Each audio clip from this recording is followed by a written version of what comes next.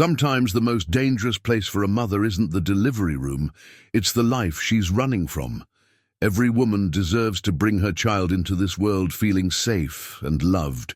But for 35-year-old Marissa Holt, safety means begging hospital nurses to lock every door behind her.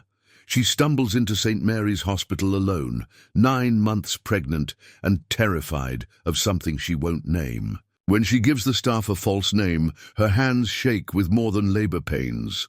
Dr. Rebecca Williams discovers dark bruises on Marissa's ribs and a strange tattoo on her wrist that looks like a brand. Something tells the doctor to call 911. As contractions grow stronger, the truth emerges. Marissa escaped from a cult led by her own father, who believes her unborn baby is special. But will telling the truth finally free her, or put her child in even greater danger? Before we jump back in, tell us where you're tuning in from, and if this story touches you, make sure you're subscribed, because tomorrow I've saved something extra special for you. The mountains of northern Idaho had always been Marissa's entire world, but they had never felt like a prison until the morning she realized she carried life within her. Haven's Gate compound stretched across 200 acres of wilderness, surrounded by towering pines that blocked out most of the sky and all of the outside world. For 27 years, these trees had been her horizon, their shadows marking the boundaries of everything she was permitted to know. From her small window in the women's dormitory, Marissa could see the central meeting hall where Father Jeremiah, her biological father, though she had been taught never to think of him in such worldly terms, delivered his daily sermons about purity, obedience, and the coming judgment. The building's white-painted walls gleamed in the morning light, but Marissa had learned to see past the pristine facade to the rot beneath. She pressed her hand against her growing belly, feeling the gentle flutter of movement that had become both her greatest joy and her deepest fear. In this place, children belonged to the community, not to their mothers. Babies were raised collectively, their individual spirits molded to serve the greater purpose of Haven's Gate.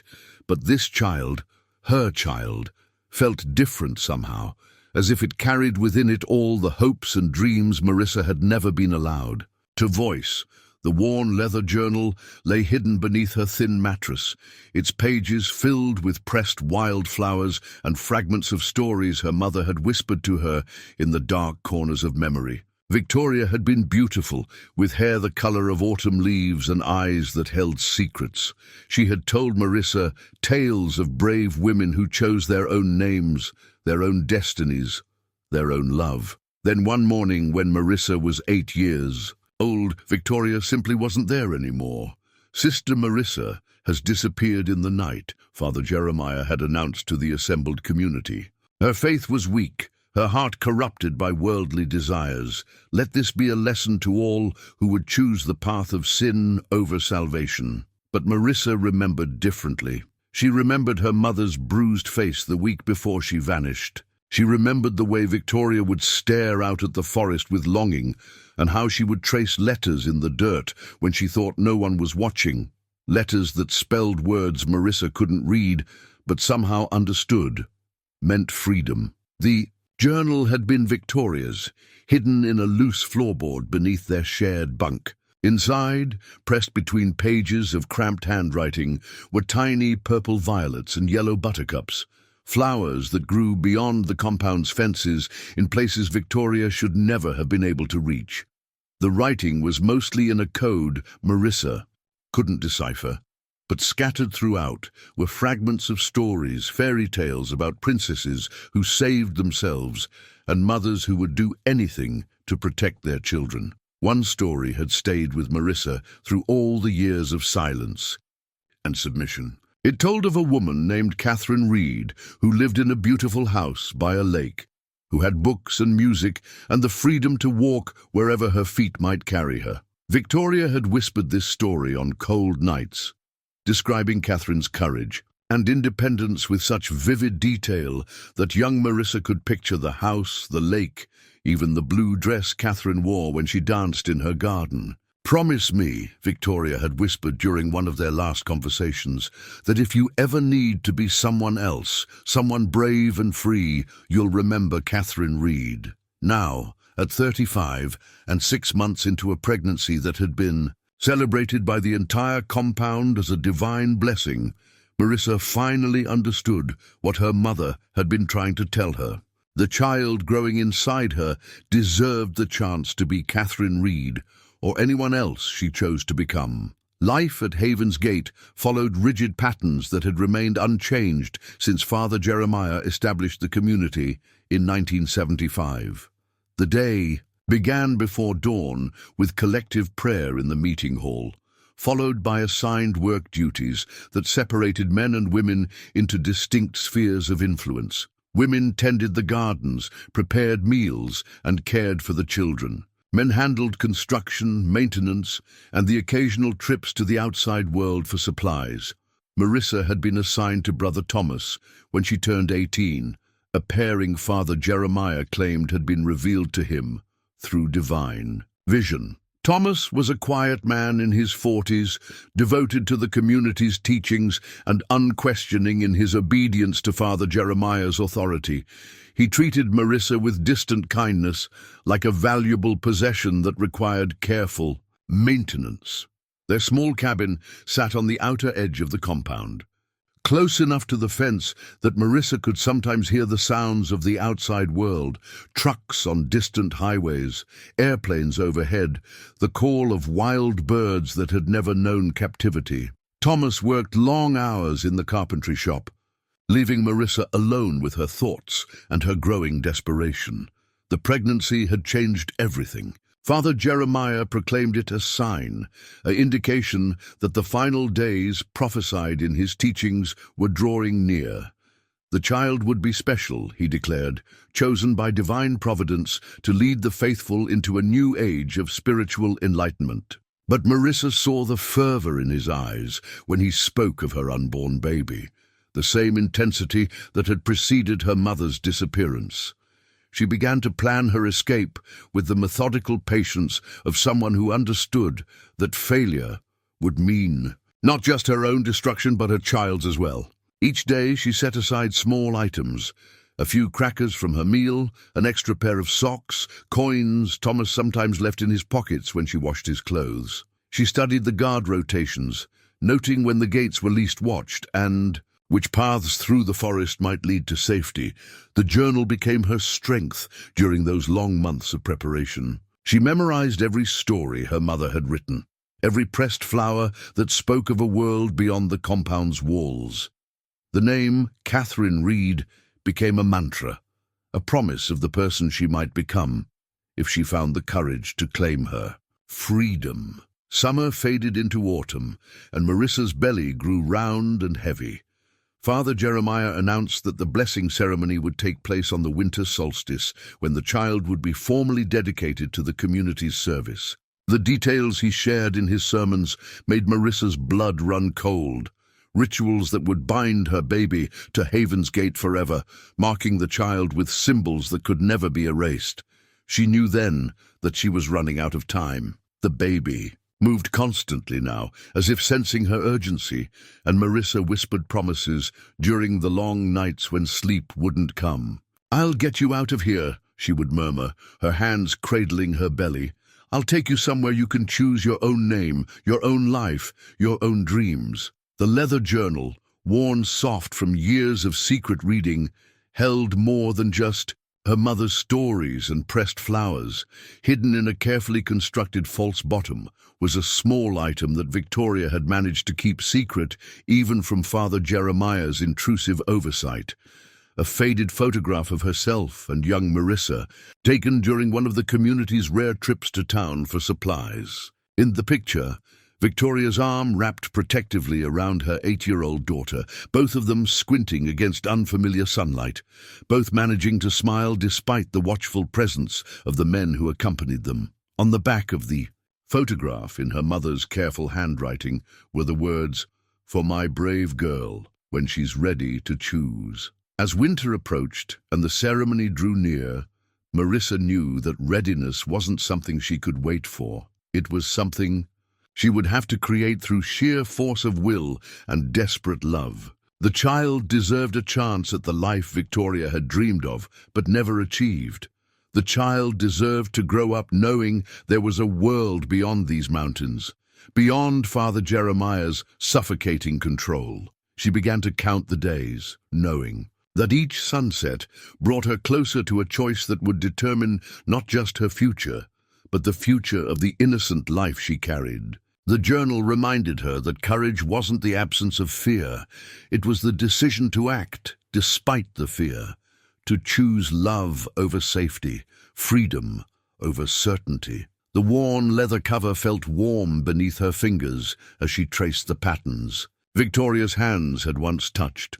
Soon, very soon, it would be time to honor the promise whispered in childhood darkness, time to become the brave woman her mother had always believed she could be. The winter solstice arrived with a bitter wind that rattled the windows of every building in Haven's Gate. Marissa woke before dawn to the sound of preparation. Footsteps in the hallway, hushed voices discussing arrangements, the scrape of furniture being moved in the meeting hall below. Today was the day Father Jeremiah would claim her unborn child for his divine purposes, and she knew with cold certainty that after tonight, escape would become impossible. The ceremonial robe lay across the foot of her bed, its white fabric pristine and heavy with symbolic weight. Brother Thomas had brought it to her the evening before, his weathered hands smoothing the material with something approaching reverence. "The blessed garment," he had whispered, his eyes bright with fervor. Father Jeremiah blessed it himself. "You'll wear it during the dedication, when our child is marked for service." Our child. The words had sent ice through Marissa's veins. In Thomas's mind, in the community's understanding, the baby already belonged to Haven's Gate. The ceremony would simply make it official, sealing the child's fate with rituals that had been performed for decades on other women's children. As morning light filtered through her small window, Marissa watched the compound come alive with purpose. Women hurried between buildings carrying bundles of herbs and candles. Men hauled benches and arranged them in circles around the meeting hall. Even the children seemed to sense the significance of the day, their voices hushed and their movements careful. Father Jeremiah emerged from his private quarters at precisely 8 o'clock, as he did every morning. But today his tall frame seemed to radiate an energy that made the air itself feel charged. His silver hair caught the winter light as he surveyed his domain, and when his gaze found Marissa's window, she instinctively stepped back into the shadows. "Sister Marissa," came a voice at her door. "It's time for your preparation." The elder women entered her room without waiting for permission, their faces solemn with purpose. Sister Ruth carried a basin of water scented with pine needles. Sister Margaret held oils and herbs that would be used to anoint her skin. Sister Joy, whose name had always seemed ironic to Marissa, brought binding cloth and ceremonial jewelry. They worked in silence, washing and anointing her body with practiced efficiency. The oils smelled of cedar and something else, something medicinal that made her skin tingle in an unsettling way. When they began to dress her in the white robe, Marissa felt the weight of generations of women who had worn similar garments, who had surrendered their children to Father Jeremiah's vision. "You're blessed," Sister Ruth murmured as she fastened the robe's intricate clasps. "Chosen for this purpose before you were even born." The fabric felt like a shroud against Marissa's skin. As the women bound her hair with white ribbons and placed silver bracelets on her wrists, she thought of her mother, wondering if Victoria had undergone this same ritual before Marissa's own birth. The idea made her stomach turn with more than pregnancy nausea. By midday, the entire compound had gathered in the meeting hall. The circular benches created an amphitheater effect, with a raised platform in the center where Father Jeremiah stood beside an ornate wooden chair, more throne than seat, carved with symbols that hurt to look at directly. Candles flickered from every available surface, their smoke creating a haze that made the room feel otherworldly. Marissa was led to the platform like a reluctant bride, the white robe trailing behind her as she walked. The assembled community watched in reverent silence, their faces illuminated by candlelight, their eyes reflecting the same fervor she had learned to fear in Father Jeremiah's gaze. "My children," Father Jeremiah began, his voice carrying easily through the hushed space. "Today we witness the fulfillment of prophecy. The child carried by our faithful sister is no ordinary blessing. It is a sign of the new age dawning, the chosen vessel through which divine will shall manifest in our world." He gestured for Marissa to sit in the carved chair, and she obeyed, her hands instinctively moving to protect her belly. The baby kicked vigorously, as if sensing the tension in the room, and Marissa wondered if her child could somehow feel the weight of expectation pressing down upon them both. This child will be raised not by the flesh that carries it, but by the spirit of our community. From birth, it will know only pure doctrine, only righteous purpose. It will be marked with our sacred symbols and trained from its first breath to serve the greater calling. The words hit Marissa like physical blows.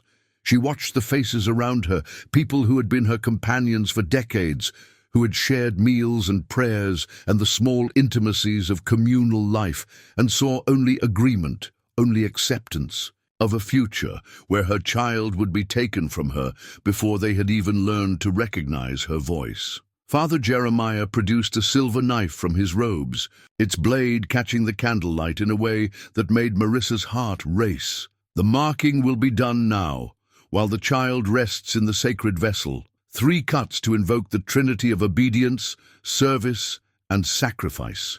No, the word escaped Marissa's lips before she could stop it, barely audible, but carrying through the silent room like a thunderclap. Father Jeremiah's eyes fixed on her with sudden intensity. "What did you say, daughter?"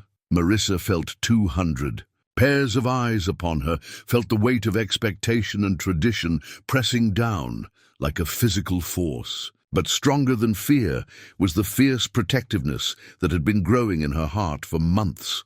Her hand moved to cover her belly more completely, and she felt the baby's movement beneath her palm, strong, vital, alive. "I said no, this time," her voice carried clearly, and she saw shock ripple through the assembled community.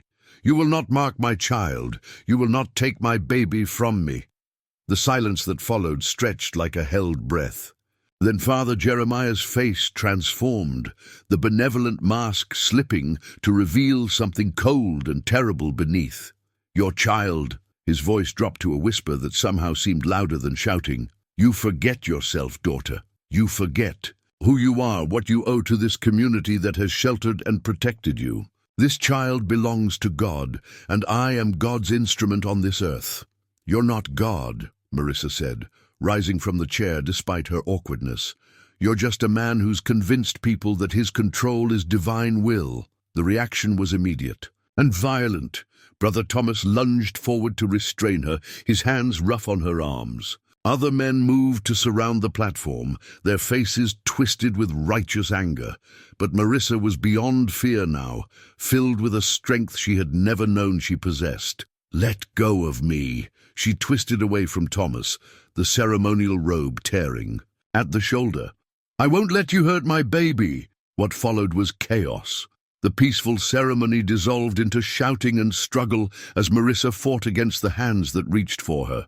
The white robe, symbol of purity and submission, became stained with her own blood as she clawed and kicked her way toward the door. Thunder crashed overhead, and through the meeting hall's windows, Marissa could see rain beginning to fall in. Heavy sheets.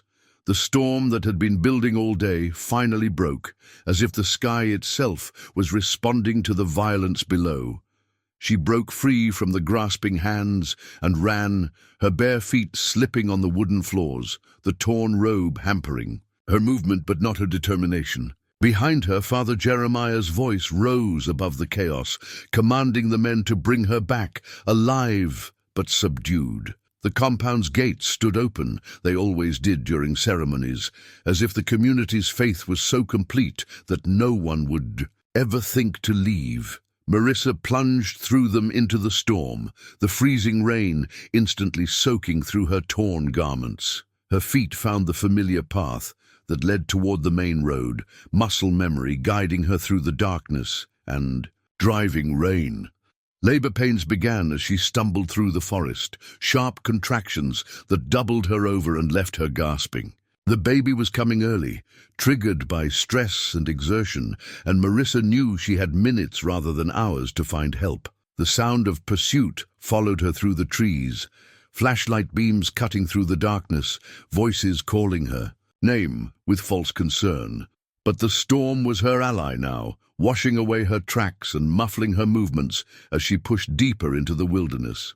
When she finally reached the highway, soaked and shivering, and barely conscious from pain and exhaustion, the white ceremonial robe was no longer pristine. It was torn, blood-stained and muddy, a fitting symbol of her violent break from everything Haven's Gate represented. A truck driver found her there, collapsed beside the road with contractions coming fast and strong. His name was Bill, and he had kind eyes and gentle hands as he helped her into his cab and drove through the storm toward the lights of St. Mary's Hospital. The fluorescent lights of St. Mary's Hospital felt like artificial suns after decades of candlelight and oil lamps. Marissa blinked against the brightness as Dr. Rebecca Williams carefully examined the bruises that painted her ribs in shades of purple and yellow. Each touch, however gentle, sent waves of pain through her body that had nothing to do with labor contractions. "These injuries are several days old," Dr. Williams observed, her voice carefully neutral. "Can you tell me how they happened?" Marissa's fingers found the Polaroid photograph tucked deep in her coat pocket, the hidden picture of herself and her mother that had survived 27 years of Father Jeremiah's scrutiny. The worn edges felt like a talisman against her palm, reminding her that she had survived this long by being careful with the truth. "I fell," she whispered, the lie coming automatically. Down some stairs.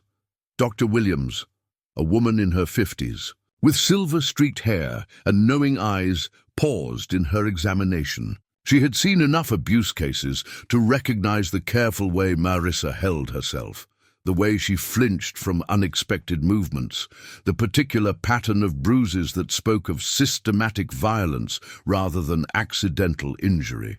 "What's your real name?" the doctor asked quietly. The question caught Marissa off guard. She had given her name as Catherine Reed when the trucker brought her in, clinging to her mother's story like a lifeline. But something in Dr. Williams' tone suggested she saw through the deception. "Catherine," Marissa repeated, but her voice lacked conviction. "Catherine." Dr. Williams wrote something on her chart, then looked directly into Marissa's eyes. "Catherine, I need you to know that whatever happened to you, whatever you're running from, you're safe here. But I can't help you properly if you're not honest with me." A contraction seized Marissa's body, stronger than the ones that had plagued her journey. Through the storm, she gripped the hospital bed's railings, the metal cold beneath her sweating palms. As the pain crested and faded, she became aware of voices in the hallway.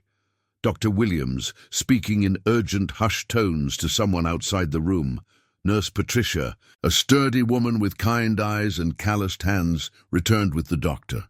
She moved with the practiced efficiency of someone who had delivered hundreds of babies, but Marissa noticed how she positioned herself between the door and the bed, creating a barrier of feminine protection. "Dr. Williams has asked me to stay with you," Patricia explained, adjusting the monitors that tracked Marissa's vitals and the baby's heartbeat. "Sometimes it helps to have another woman nearby during labor."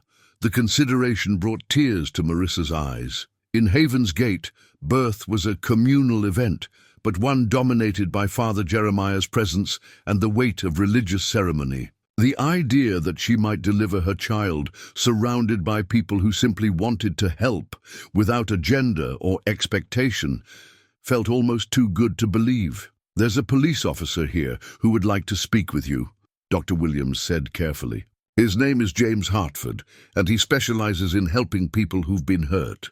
You don't have to talk to him if you don't want to, but he might be able to provide some protection, Fear shot through Marissa's chest. In her world, authority figures were extensions of Father Jeremiah's will, men who enforced obedience through intimidation and violence. The idea of voluntarily speaking to a police officer seemed impossible. "I don't want to see him," she said quickly. "Please, I just want to have my baby and leave." "Where will you go?" Nurse Patricia asked gently. "Do you have family? Friends who can help you?" The questions hung in the air like accusation. Marissa had no answer because she had never imagined a life beyond escape. Her planning had focused entirely on getting away from Haven's Gate, with no real consideration of what would come after. The outside world was as foreign to her as another planet. Her hand moved unconsciously to the photograph in her pocket, and she thought of her mother's stories. Catherine Reed had lived by a lake, in a house filled with books and music. But Catherine Reed was fiction, a character created to give a frightened child hope during dark nights. Marissa was real, and she was alone, and she had no idea how to survive in a world she had never been permitted to understand. "I'll figure it out," she said finally, but the words sounded hollow even to her own ears. Dr. Williams and Nurse Patricia exchanged a look that spoke of professional concern and personal compassion. They had clearly dealt with women like Marissa before, women running from situations too complex and dangerous for simple solutions. "The officer is waiting outside," Dr. Williams said. "He's not going to force you to do anything, but he has resources that might help. At least consider meeting with him."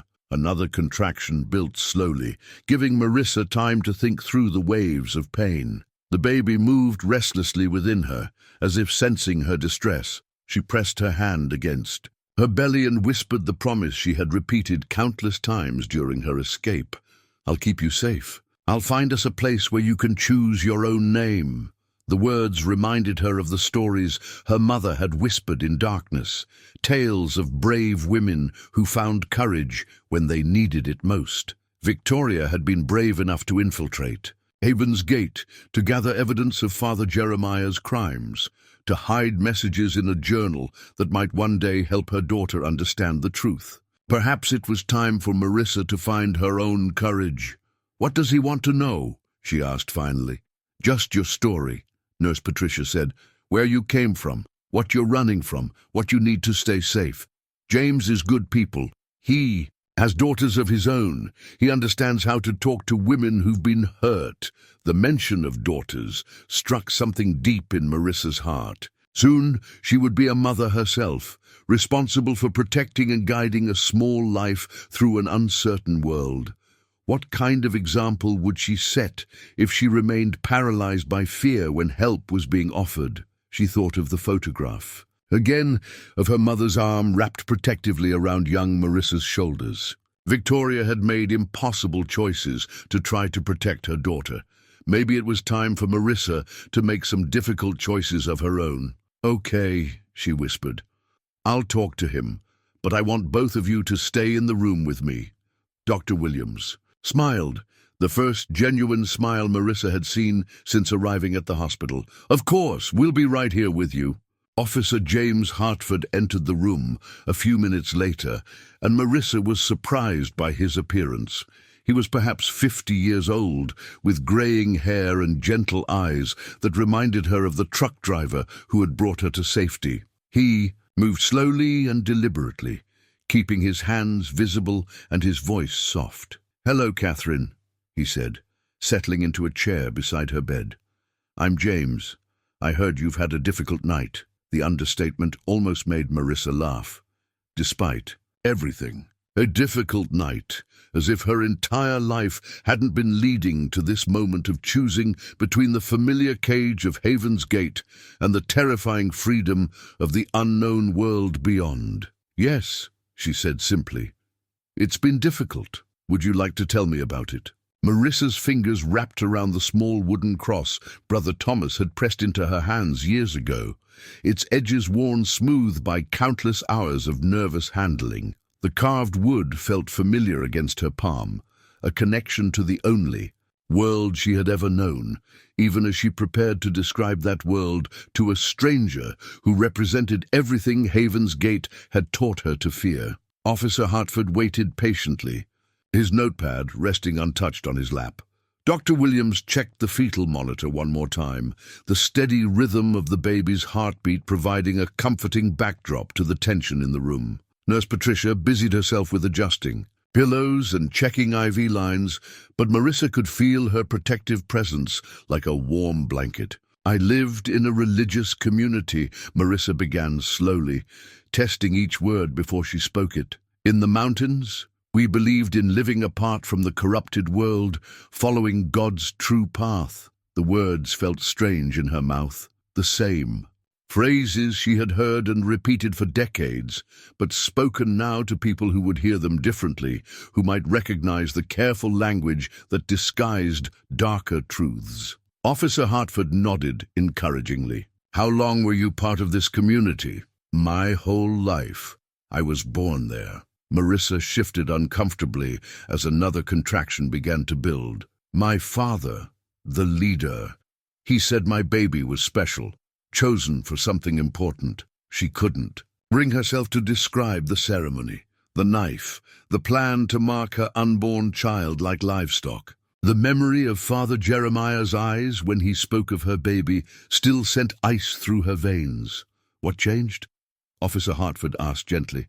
What made you decide to leave? Marissa was quiet for a long moment, her thumb tracing the worn edges of the wooden cross. How could she explain the gradual awakening that had taken years to fully develop? The growing certainty that her mother's disappearance hadn't been voluntary. The dreams of a world where children grew up knowing their own names, making their own choices? I realized my baby deserved better, she said finally. Deserved the chance to choose their own path. The contraction peaked and Marissa gripped the bed rails until her knuckles went white. Through the pain, she heard Dr. Williams speaking quietly to Nurse Patricia about timing and progression. The baby was coming whether she was ready or not, forcing decisions she had hoped to delay. These bruises on your ribs, Officer Hartford continued when the contraction passed. They're not from a fall, are they?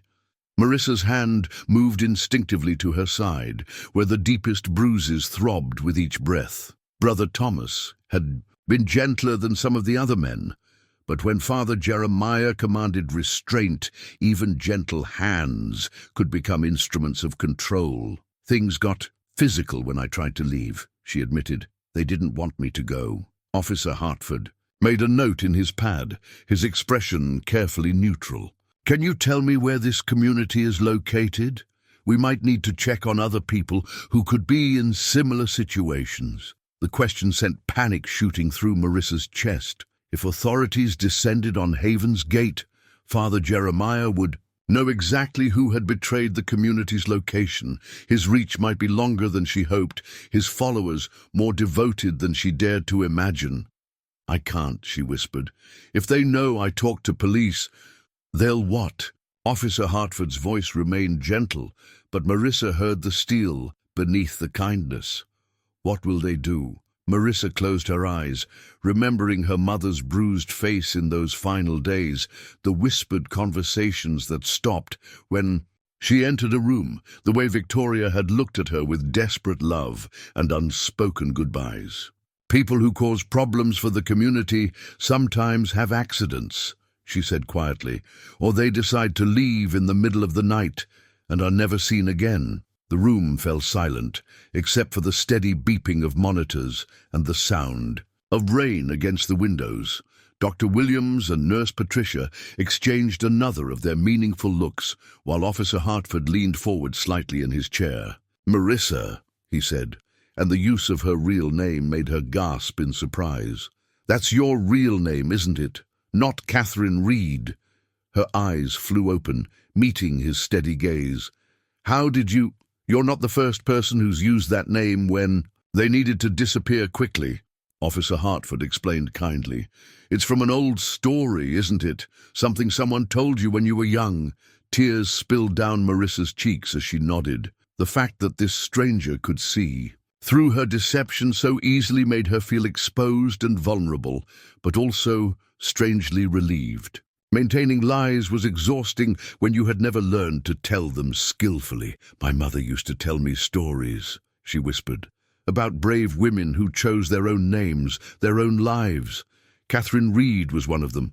"Your mother. Sounds like a wise woman," Officer Hartford said. "What happened to her?" The question opened a wound that had never properly healed. Marissa pulled the wooden cross tighter against her chest, feeling the sharp edges bite into her palm. "She disappeared. When I was 8, Father Jeremiah said her faith was weak, that she chose worldly corruption over salvation." The words tasted bitter in her mouth. "But I remember things differently.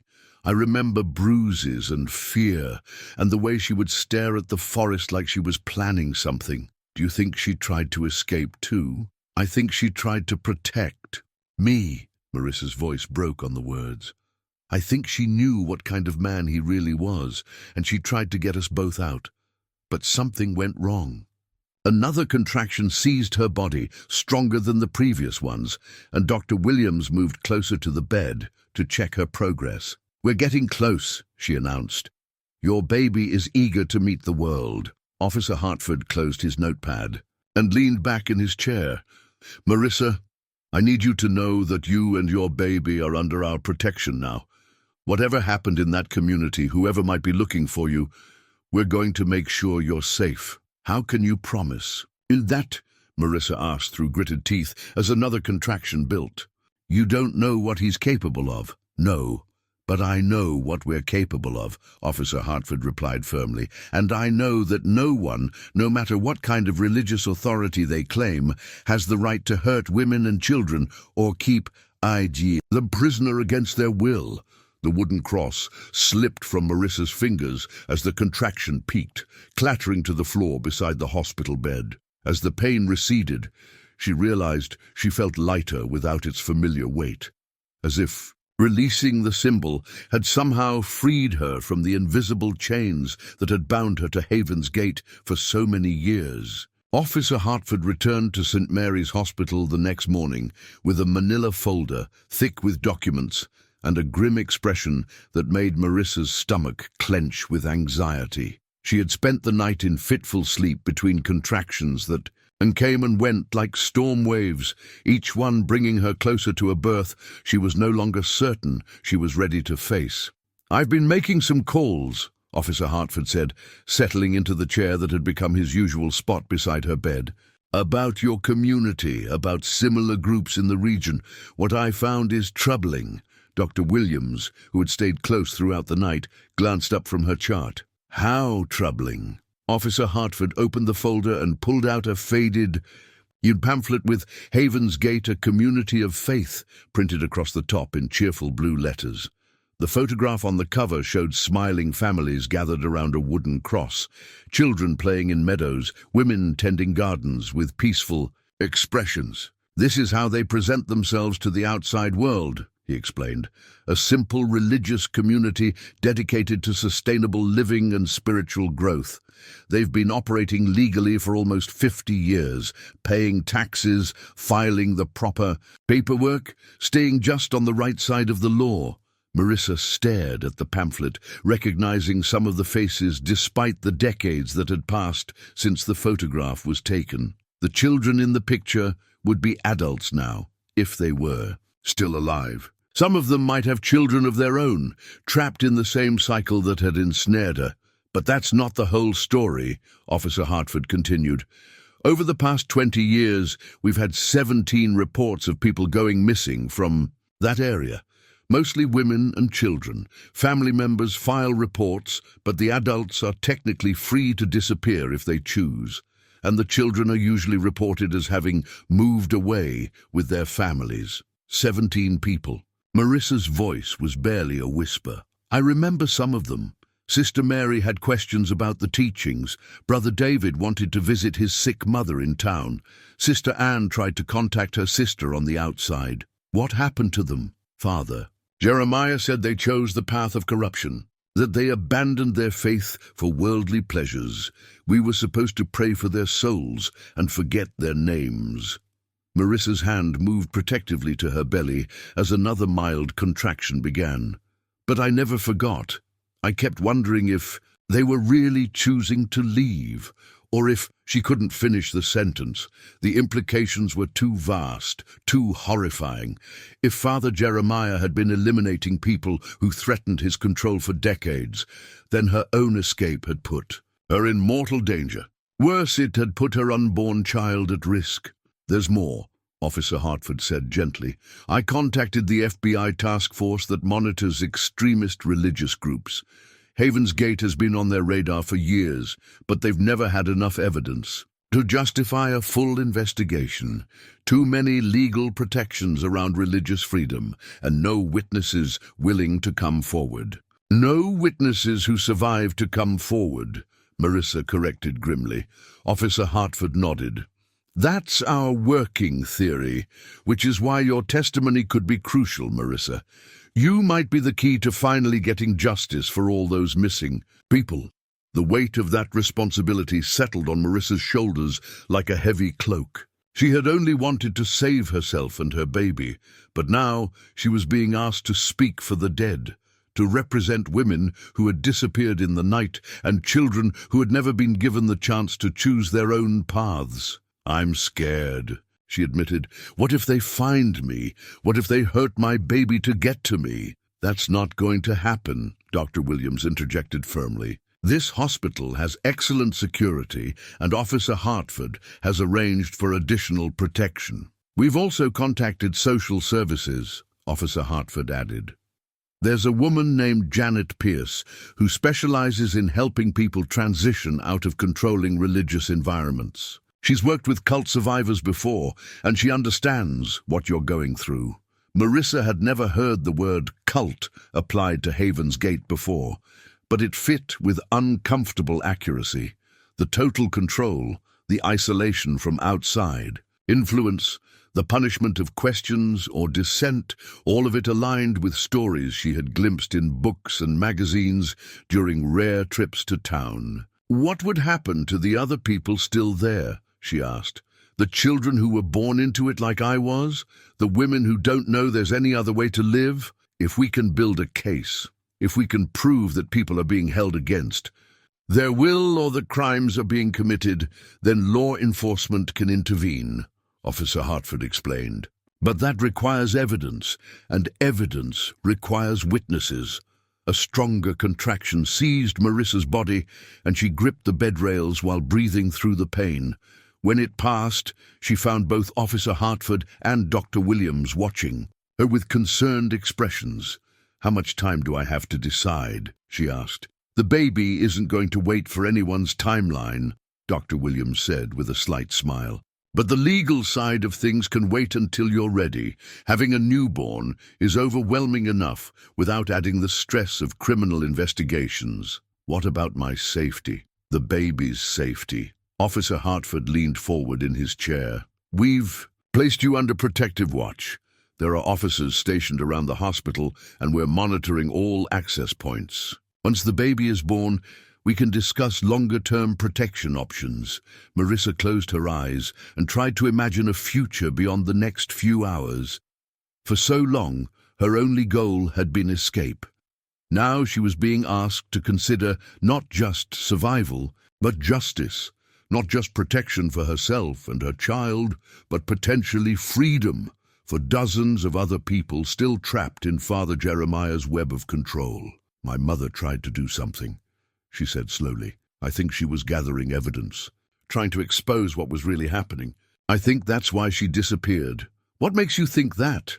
Marissa reached into her coat pocket and pulled out the worn leather journal. The familiar weight of it comforted her, even as she prepared to share its secrets with strangers. "She left me this. It's filled with coded writing and pressed flowers from places she shouldn't have been able to reach. I think she was documenting things, maybe preparing to contact authorities herself." Officer Hartford's eyes widened as he examined the journal. Marissa, this could be incredibly valuable evidence. Your mother might have given us exactly what we need to finally bring your father to justice."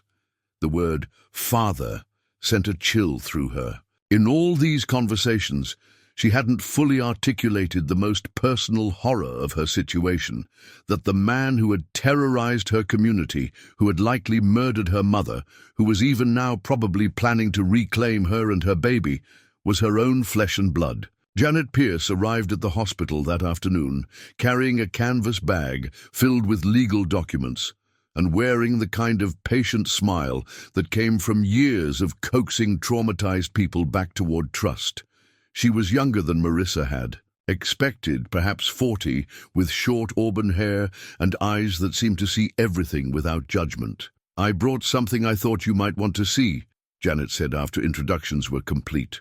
She pulled a worn piece of paper from her bag, an official birth certificate, yellow with age and creased from folding. Marissa stared at the document in confusion. "I don't understand. What is this?" "It's your birth certificate. Your real one. Not the version your community filed with local authorities." Janet pointed to the mother's name, listed on the certificate. "Victoria Ann Hayes. Does that name mean anything to you?" The room seemed to tilt around Marissa. She had always known her mother as simply Victoria, a woman who had appeared at Haven's Gate as a young convert and disappeared 8 years later. But Hayes, that surname carried weight she couldn't immediately understand. "I've never heard that name before," Marissa whispered, studying the unfamiliar signature beneath her mother's printed name. Victoria Hayes was an undercover federal agent, Janet explained gently. She was part of a long-term investigation into religious extremist groups in the Pacific Northwest. She infiltrated Haven's Gate in 1987 and spent 8 years gathering evidence of illegal activities. Dr. Williams, who had been quietly monitoring the conversation while checking Marissa's vitals, looked up sharply. 8 years? That's an extraordinary length of time for an undercover operation. It was, and it became complicated when she had a child, Janet continued. The Bureau wanted to pull her out, but she insisted on staying to complete the mission. She believed she was close to gathering enough evidence to shut down the entire operation. Marissa felt the world shifting beneath her, everything she had believed about her childhood rearranging itself into new patterns. She was a federal agent, but she fit in so perfectly.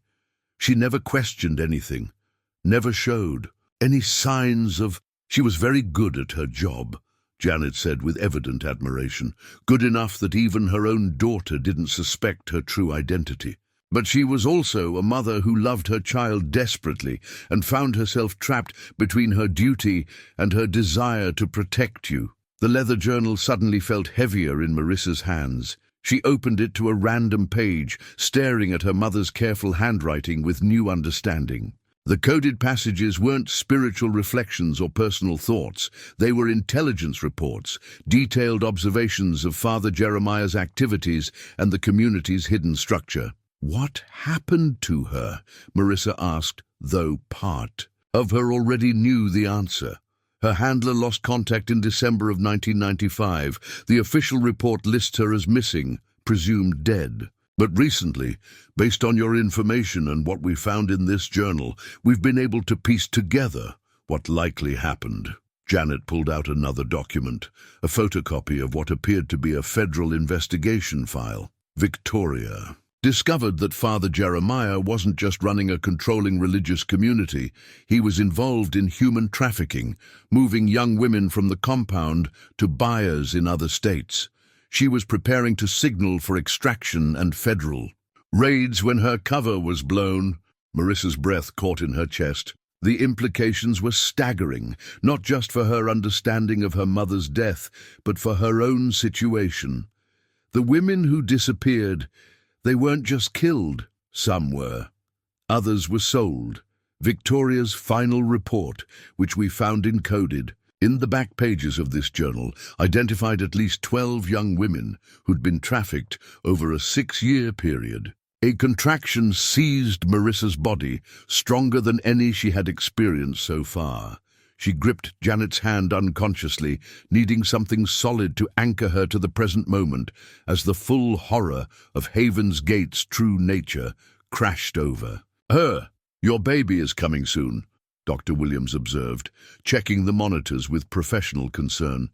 "These contractions are getting much stronger and closer together. We can continue this conversation later," Janet said, but Marissa shook her head. "No, I need to know. I need to understand what my mother died for." She breathed through the contraction, then looked directly into Janet's eyes. "How do you know all this? Why are you telling me now?" "Because you have a choice to make," Janet replied. "The federal investigation into Haven's Gate was suspended after your mother's death. They lost their inside source and couldn't justify the resources without new intelligence. But your escape changes everything. You're the witness they've been waiting for. What are you asking me to do? Testify. Help us finish what your mother started. Give those 12 trafficked women justice and prevent it from happening to others." Janet's voice carried quiet intensity, "But I won't lie to you about the risks. Father Jeremiah has resources and followers beyond the compound. Coming forward would make you a target." Marissa looked down at her swollen belly, where her child moved restlessly as if responding to her elevated stress. In a few hours, she would be responsible for protecting a new life, for making decisions that would shape another person's future. The choice Janet was offering felt impossibly weighty. What kind of protection could you provide? Full witness protection if necessary. New identities, relocation, ongoing security support. The federal government takes care of people who help us solve cases like this. New identities.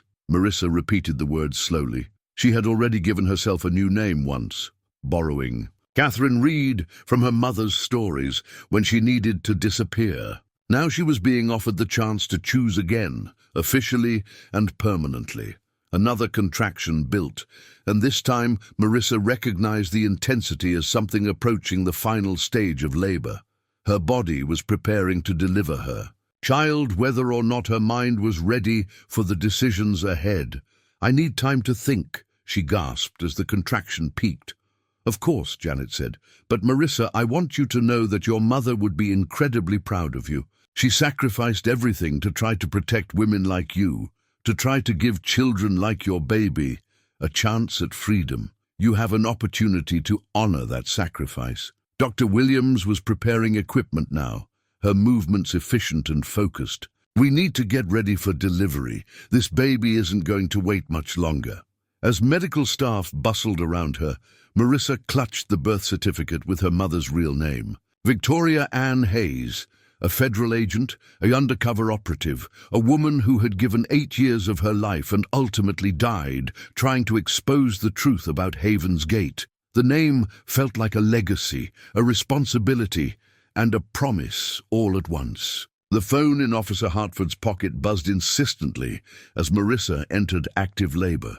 He glanced at the screen, frowned, then stepped into the hallway to take the call. Through the partially open door, Marissa could hear fragments of urgent conversation punctuated by her own breathing through intensifying contractions. Confirmed sighting. "Multiple vehicles! Need backup units!" Dr. Williams was focused entirely on the delivery now, her hands steady as she monitored the baby's progress. Nurse Patricia had called in additional staff, and the room hummed with purposeful activity that should have been reassuring, but instead made Marissa feel exposed and vulnerable. Officer Hartford returned with his face pale and his hand resting on his radio. "We have a situation," he announced to the room. "FBI task force is on their way, but we need to implement security protocols immediately." "What kind of situation?" Janet asked, though her tone suggested she already suspected. Father Jeremiah and approximately 15 followers were spotted at a gas station 12 miles north of here. They're driving a convoy of vehicles and asking questions about hospitals in the area. Terror flooded Marissa's system, making her next contraction feel like her body was being torn apart. She had known this moment would come, had known that. Escaping Haven's Gate was only the first step in a longer struggle for freedom, but she hadn't expected it to happen while she was most vulnerable, unable to run or hide or protect herself. "How did they find me?" she gasped between waves of pain. "We're not sure yet," Officer Hartford replied, speaking quickly into his radio to coordinate additional security. "But we're going to keep you safe. The hospital is going into lockdown, and federal agents are en route." Janet opened her canvas, bag, and pulled out a thick manila folder that she had been keeping separate from the other documents. "Marissa, there's something else you need to know. Something we were hoping to tell you after the baby was born, but circumstances are forcing our hand." "Can't this wait?" Dr. Williams interjected. "She's about to deliver." "I'm afraid it can't," Janet said grimly, "because Father Jeremiah isn't just here to reclaim his daughter and grandchild. He's here because he knows we found something that could destroy him completely."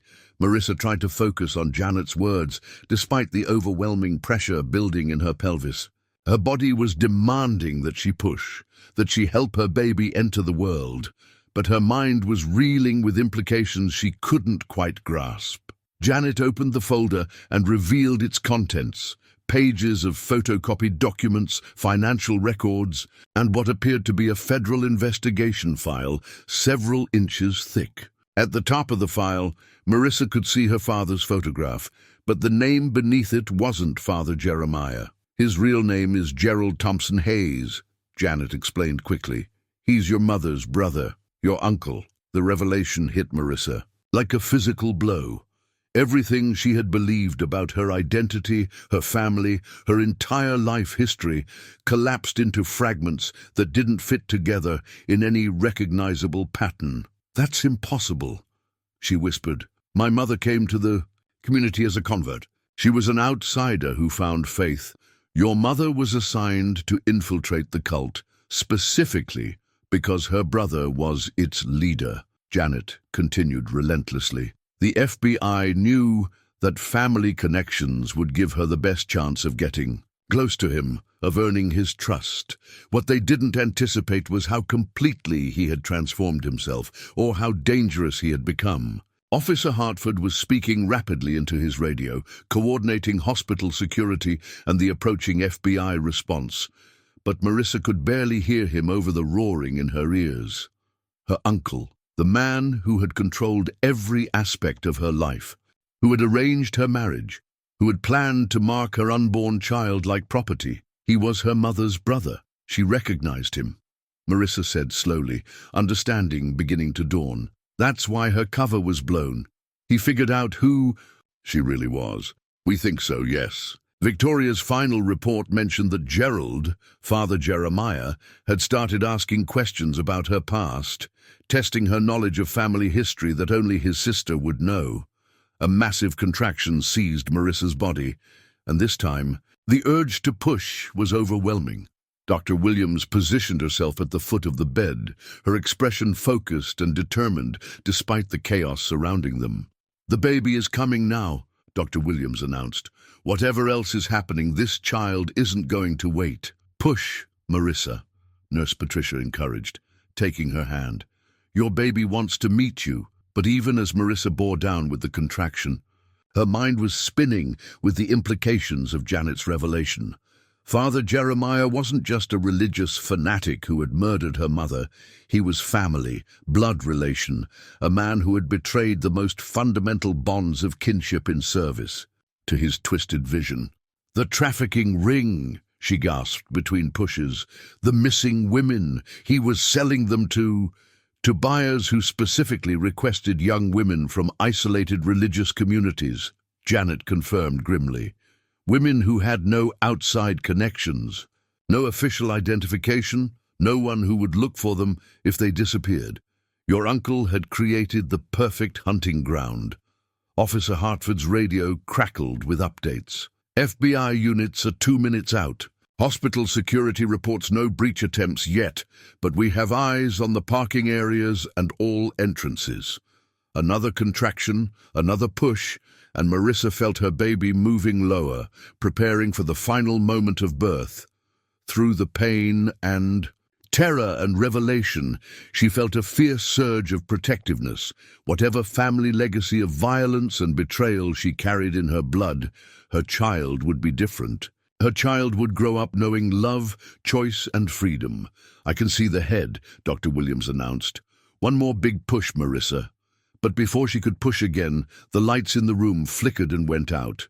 Emergency lighting kicked in. A second later, bathing everything in an eerie red glow that made the medical equipment look like something from a nightmare. "What just happened?" Janet demanded. Officer Hartford was already moving toward the door, his weapon drawn. "Power failure. Could be coincidence, could be sabotage. Either way, we need to get this baby born and get everyone to a secure location." Marissa felt her child crowning, the sensation overwhelming and primal. In the red emergency lighting, surrounded by the tension of approaching danger, she pushed with every ounce of strength she possessed. Her baby slipped into Dr. Williams' waiting hands with a rush of fluid and relief. "It's a girl," Dr. Williams announced, quickly clearing the infant's airways. "And she's beautiful." The baby's first cry filled the room, strong and healthy and defiant. Marissa reached for her daughter with trembling hands, and when their skin touched for the first time, she felt something shift in the universe. This child would not be marked with cult symbols or raised in isolation or sold to the highest bidder. This child would choose her own name, her own future, her own definition of family. "Hello, little one," Marissa whispered, tears streaming down her face.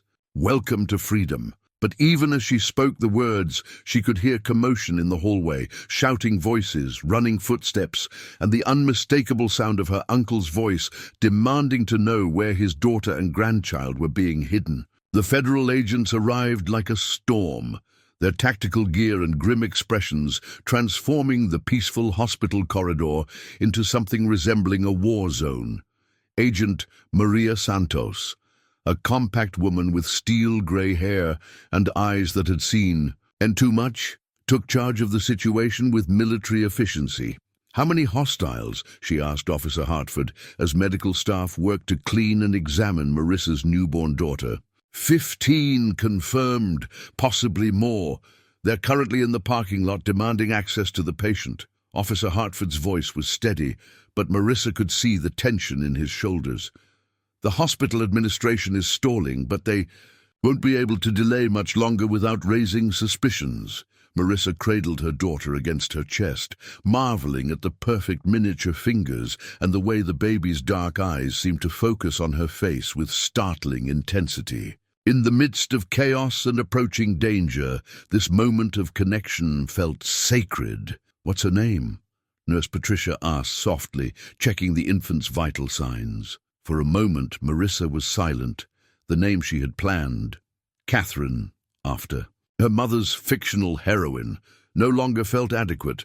This child was born into truth, not fantasy, born into a legacy of courage and sacrifice that deserved recognition. "Hope," she said finally.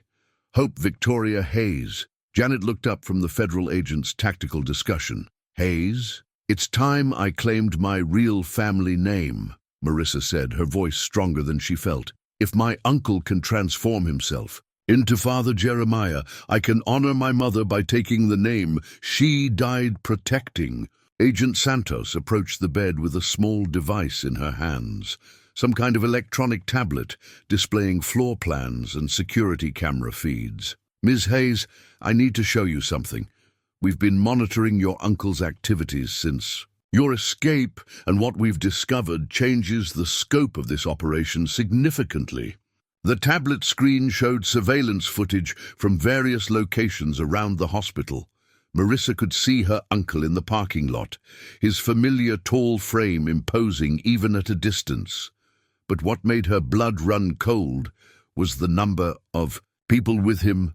Not just the 15 followers Officer Hartford had mentioned, but additional vehicles arriving in a steady stream. "How many are there?" she whispered. 43 at last count and more coming. This isn't just a recovery mission, Ms. Hayes. Your uncle is mobilizing his entire network for what he's calling the final gathering. Dr. Williams, who had been focused on post-delivery medical care, looked up with alarm. "What does that mean?" Agent Santos consulted her notes grimly. "Based on intercepted communications, Father Jeremiah believes that your escape and the birth of your daughter represent prophetic signs. He's convinced his followers that the end times are beginning and that your child is central to their salvation." The baby stirred in Marissa's arms, making small sounds that tugged at her heart with fierce protectiveness. The idea that dozens of armed fanatics viewed her newborn daughter as some kind of religious artifact was almost too horrifying to process. "We need to move you both to a secure location," Agent Santos continued. "But first, there's something your mother left for you, something we've kept classified until now." Janet opened her canvas bag again and withdrew what appeared to be a tarnished federal agent's badge. The metal was worn and dented, as if it had been hidden for years in harsh conditions. "This belonged to Agent Victoria Hayes," Janet explained.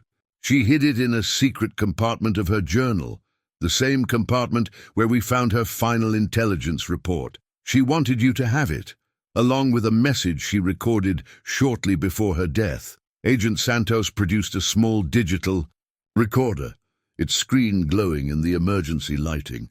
"This was encoded in the journal's binding. Our technical team just finished extracting it." When she pressed play, Marissa's mother's voice filled the room. Older than Marissa remembered, strained with fear and exhaustion, but unmistakably familiar. "Darling girl, if you're hearing this, it means I didn't make it out, but you did. I'm so proud of you for finding the courage I couldn't find in time. The man you know as Father Jeremiah is my brother Gerald, and he's more dangerous than anyone realizes, but you're stronger than he is, stronger than he can imagine. You carry the best of our family in your heart, the courage to stand up for truth, the love that protects the innocent, the faith in justice that can survive any darkness." Tears streamed down Marissa's face as she listened to her mother's voice. From beyond the grave, the baby seemed to sense her emotional state, making small, comforting sounds that somehow felt like a blessing. The recording continued. "If you have children of your own someday, tell them about their grandmother who loved them before they were born. Tell them that freedom is worth fighting for, that families are defined by love rather than blood, and that choosing your own name is the first act of claiming your own destiny. I love you, Marissa. I'm sorry I couldn't protect you the way I wanted to, but I believe you'll find the strength to protect yourself and anyone who depends on you." The message ended with the sound of footsteps and muffled voices. Father Jeremiah's followers coming to collect Victoria for what would be her final interrogation. Agent Santos gently took back the recorder. "Your mother gathered enough evidence to prosecute your uncle for human trafficking, murder, and racketeering. But she died before we could extract her and implement the arrests. You can finish what she started, but only if you're willing to testify." Through the hospital window, Marissa could see more vehicles arriving in the parking lot. The gathering crowd of Haven's Gate followers looked like an army preparing for siege, their faces illuminated by the glow of tactical flashlights and the red emergency lighting from the hospital's exterior. "What happens if I say yes?" she asked, adjusting her daughter's blanket with trembling fingers.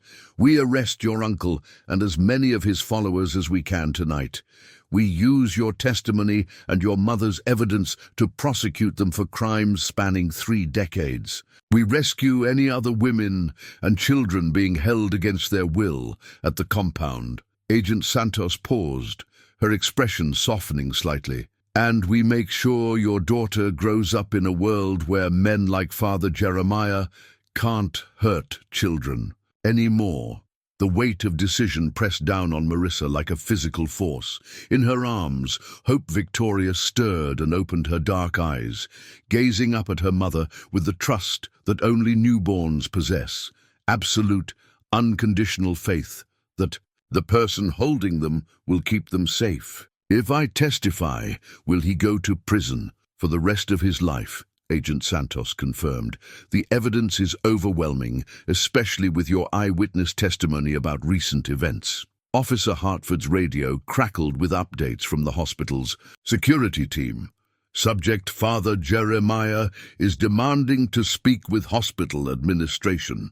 Claims he has legal rights as next of kin.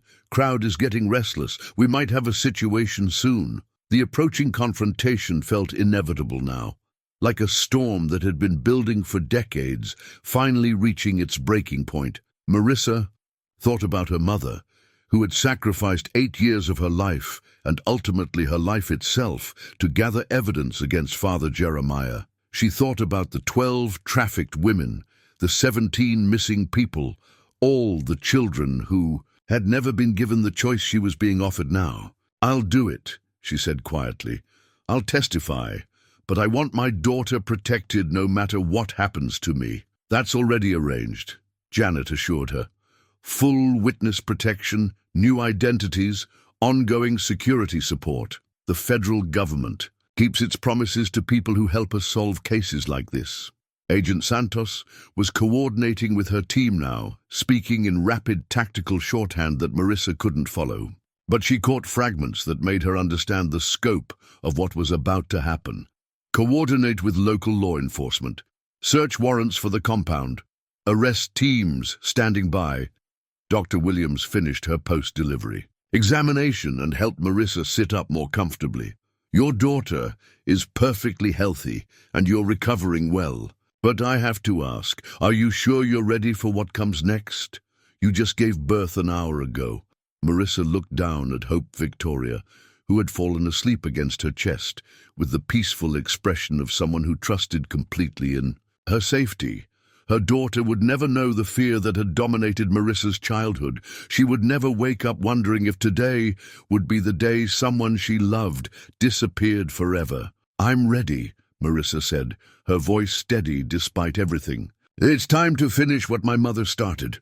The hospital's main entrance doors burst open, just as Dr. Williams was attaching the tiny identification bracelet to Hope Victoria's ankle. The sound of booted footsteps echoed through the corridors, followed by Father Jeremiah's voice, cultured, commanding, and filled with the authority of a man accustomed to absolute obedience. "I demand to see my daughter and grandchild immediately. You have no legal right to keep me from my family." Agent Santos motioned for silence in Marissa's room, while coordinating with her tactical team through hand signals. The hospital had been transformed into a fortress, with federal agents positioned at every critical access point. But Father Jeremiah's arrival changed the entire dynamic of the confrontation. "He's not alone," Officer Hartford whispered, monitoring communications.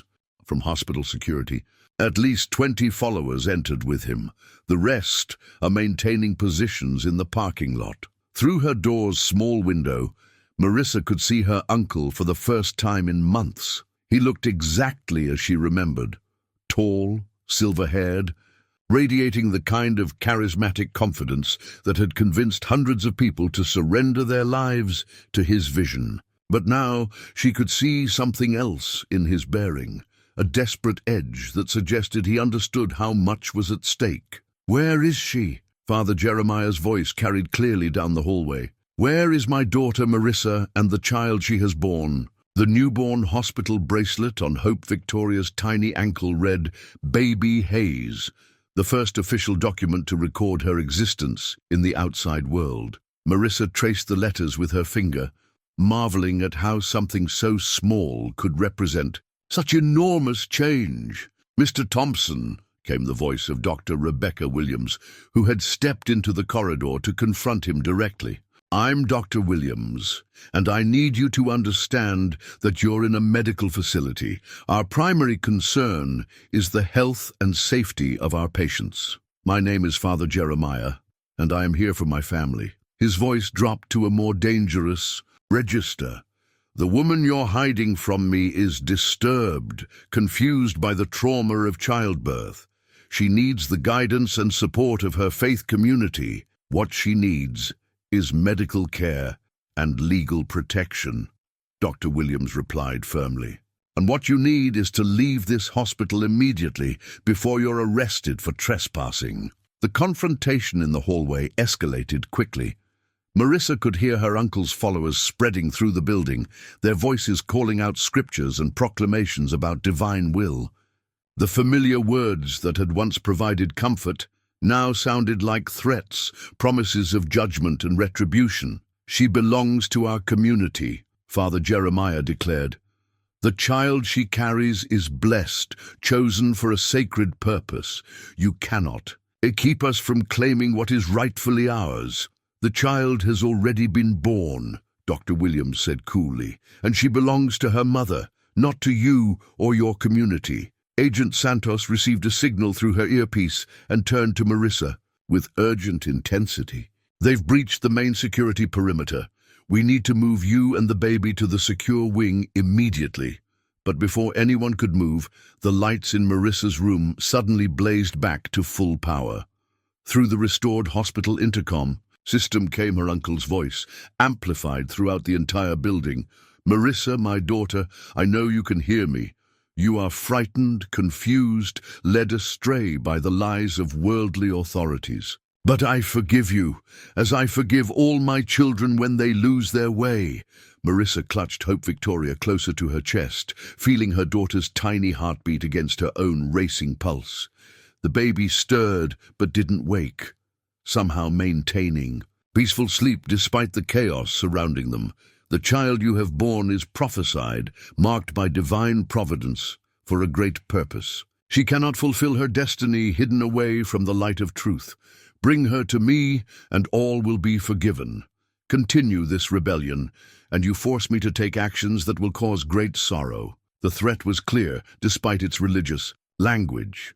Father Jeremiah was prepared to use violence to reclaim what he considered his property, both Marissa and her newborn daughter.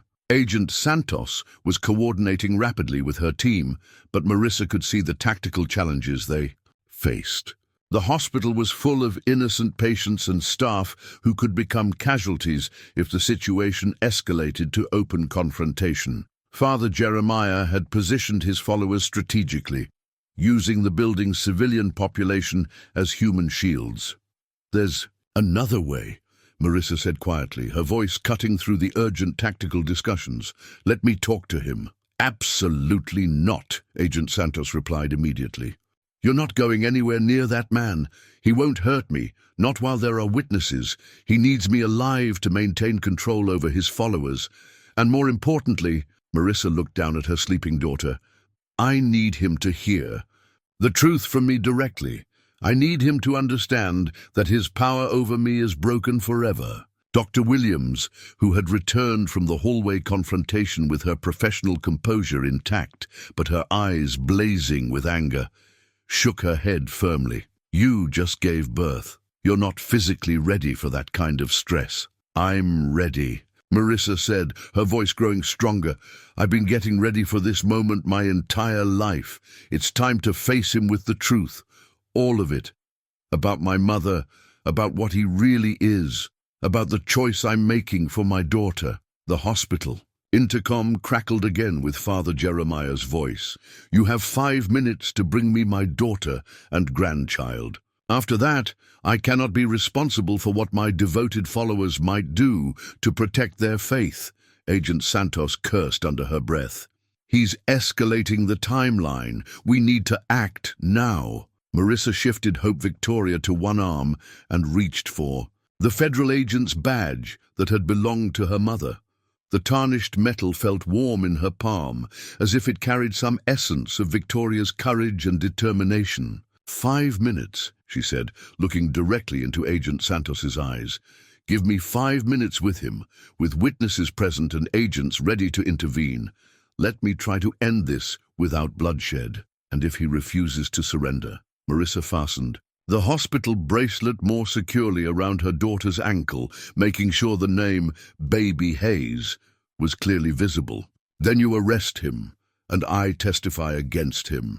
And we make sure Hope Victoria grows up knowing exactly who her grandmother was and what she died fighting for." The badge felt like a promise in her hand, as she prepared to face the man who had controlled her entire world for 35 years. The delivery room door opened slowly, and Father Jeremiah entered alone, his silver hair catching the harsh hospital lighting like a crown. He moved with the measured dignity that had intimidated Marissa for decades, but she noticed something different now. A tightness around his eyes, a barely controlled desperation that suggested his absolute authority was finally being challenged. "My daughter," he said, his voice soft with manufactured warmth. "You look well. Motherhood suits you." Marissa remained in the hospital bed, Hope Victoria sleeping peacefully in her arms. Agent Santos and Officer Hartford flanked the doorway, their hands resting on their weapons, while Dr. Williams maintained her position beside the medical equipment. "Hello, Uncle Gerald," Marissa said quietly. The use of his real name struck him like a physical blow. His carefully composed expression flickered, revealing a flash of something cold and dangerous beneath the benevolent mask. "I see the authorities have filled your head with lies," he said, recovering his composure, "trying to turn you against your own family with fabricated stories and false documentation." "The documentation isn't false." Marissa held up her mother's federal agent badge, the metal catching the light. "Victoria Hayes was my mother's real name. She was your sister, and you killed her." Father Jeremiah's followers had gathered in the hallway behind him, their faces reflecting confusion as they heard accusations that challenged everything they had been taught to believe. Some of them had known Victoria, had accepted the story of her disappearance and assumed corruption of faith. "Your mother was weak," he said, his voice hardening. "She betrayed the sacred trust of our community, corrupted by outside influences and worldly attachments. Her fate was a consequence of her choices." "Her fate was murder," Marissa replied, her voice growing stronger. "She was a federal agent, investigating your crimes, the human trafficking, the missing women, the children you've hurt. She documented all of it." "Lies!" Father Jeremiah snapped, but his eyes darted toward his followers, measuring their reactions. "Fabrications designed to destroy our sacred work." Agent Santos stepped forward with official documentation. "Gerald Thompson Hayes, you're under arrest for human trafficking, murder, racketeering, and conspiracy. You have the right to remain silent." "No!" Father Jeremiah's voice carried the absolute authority that had dominated Haven's Gate for decades. "I am chosen by divine providence to lead the faithful. No earthly authority has power over God's anointed." Several of his followers moved forward, reaching for weapons concealed beneath their clothing. But before they could act, Marissa spoke again, her voice carrying clearly through the tense silence. "Tell them about the women you sold," she said directly to her uncle. "Tell them about Sister Mary, who disappeared after asking questions about doctrine. Tell them about the children you marked and trafficked to buyers in other states. You know nothing about the sacred work. I know you murdered your own sister rather than let her expose the truth." Marissa shifted Hope Victoria in her arms, making sure the baby's hospital bracelet was visible to everyone in the room. "But I also know she gathered enough evidence to destroy you completely, and now I'm going to finish what she started." The handcuffs that Agent Santos produced were standard police issue, but they carried symbolic weight far beyond their practical function. As she moved toward Father Jeremiah, his followers surged forward in a desperate attempt to protect their leader. What followed was chaos, shouting, struggling, the crack of weapons being drawn and orders being shouted. But through it all, Marissa held her daughter close and spoke the words that would finally break Father Jeremiah's hold over his community. "Look at him," she called out to his followers. "Look at the man you've worshipped. He's not divine. He's just a criminal who used your faith to hide his crimes." The handcuffs clicked into place around Father Jeremiah's wrists with a sound that seemed to echo through the hospital corridors. As Agent Santos recited his rites, his followers began to understand that their absolute leader was being arrested like any common criminal. "This changes nothing," Father Jeremiah said, his voice dropping to a dangerous whisper. "You think these earthly restraints can contain divine will? You think testimony from a confused girl can overcome decades of sacred work? I think, Marissa said quietly, that my daughter will grow up free from your control. She'll choose her own name, her own faith, her own future, and that's all the victory I need. As federal agents led Father Jeremiah away in handcuffs, his followers began to disperse, their certainty shattered by the sight of their infallible leader reduced to a criminal defendant. Some wept, some argued among themselves, but most simply stood in stunned silence as their entire worldview collapsed around them.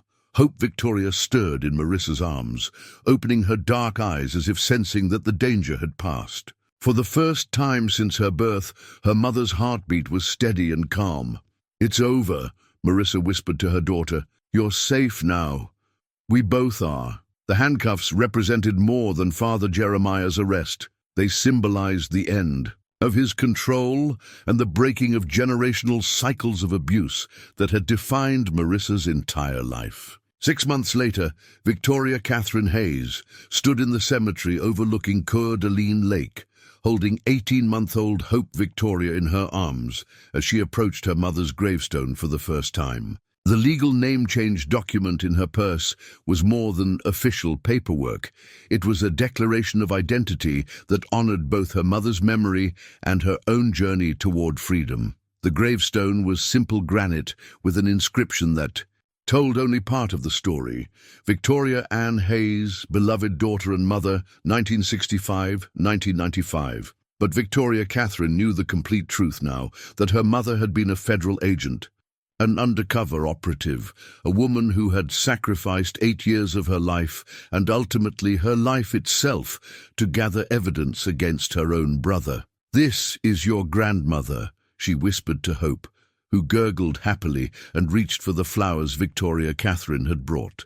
"She died protecting other women's children, and she would have loved you so much." Dr. Rebecca Williams approached from the parking area, carrying a small bouquet of the wildflowers that grew near the lake. She had remained a constant source of support through the trials and the relocation process, visiting regularly and helping Victoria Catherine navigate the complexities of life outside the cult. "How are you feeling?" Dr. Williams asked, settling beside them on the cemetery bench. "Different," Victoria Catherine said honestly. 6 months ago, I couldn't imagine a world beyond escape.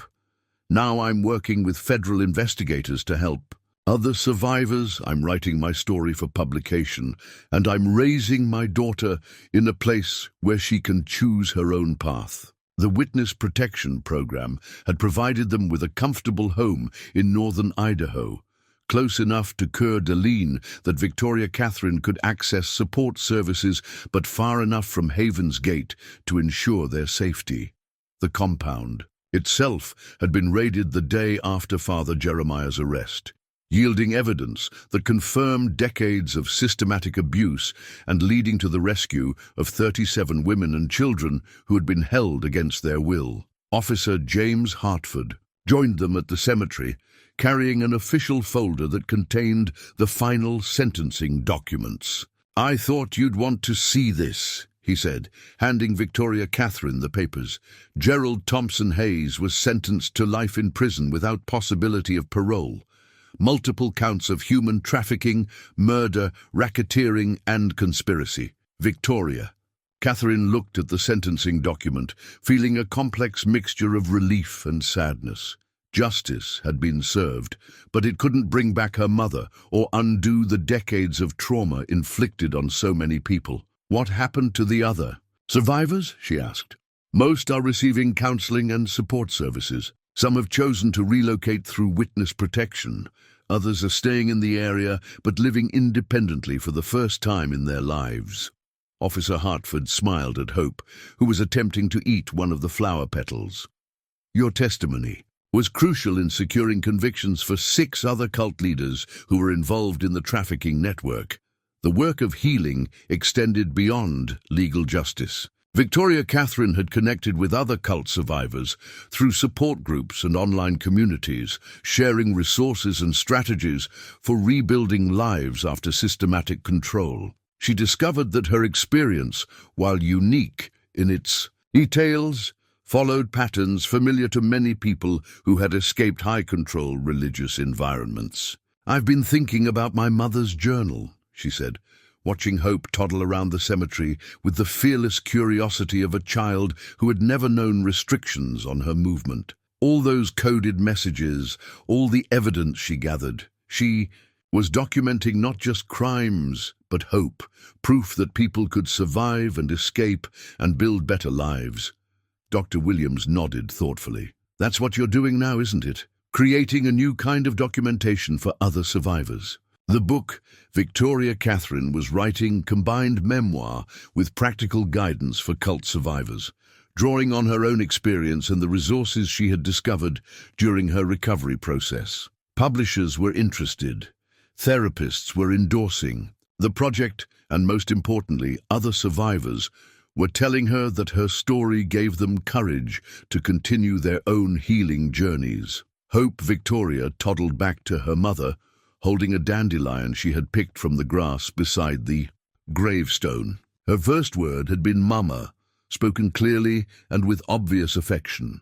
Her second word had been "choose," a concept Victoria Catherine emphasized daily, offering her daughter options about everything from clothing to food to toys, ensuring that decision-making became as natural as breathing. "What will you tell her about her grandfather when she's older?" Dr. Williams asked. Victoria Catherine considered the question carefully. "I'll tell her the truth, in age-appropriate ways, that some people use power to hurt others, but that doesn't make their victims powerless.